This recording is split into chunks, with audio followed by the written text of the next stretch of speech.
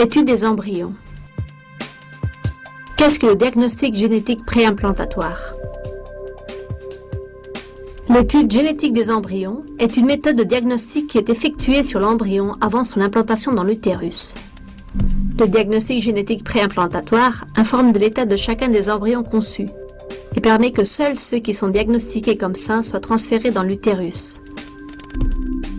La technique du diagnostic génétique préimplantatoire est le résultat de la combinaison d'une fécondation in vitro et de l'analyse génétique.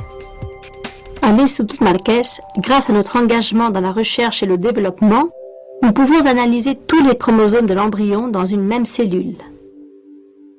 De cette manière, nous détectons plus d'anomalies et nous augmentons le taux de grossesse. Ainsi, en cas d'âge maternel avancé, cette analyse permet de tripler le taux de grossesse.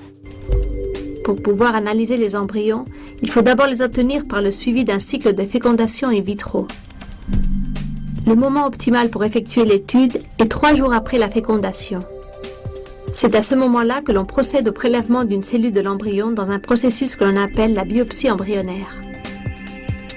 Comment est-ce que l'on effectue un diagnostic génétique préimplantatoire?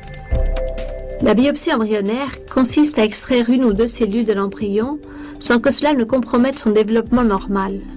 Après avoir effectué la biopsie, l'embryon est remplacé dans la couveuse du laboratoire où il sera maintenu en culture in vitro dans les conditions environnementales adéquates à son développement.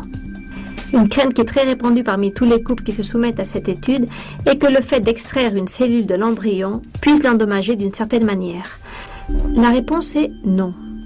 Étant donné que l'information génétique se trouve déjà dans chacune des autres cellules restantes et que le prélèvement d'une de ces cellules n'empêche pas que les autres se développent correctement.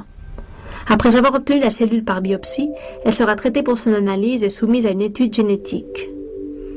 Le résultat est transmis à l'équipe de reproduction assistée dans un rapport détaillé et on décide avec le couple du nombre d'embryons sains qui vont être transférés. Le transfert s'effectue immédiatement après l'analyse, en général 4 jours après la récupération des ovules.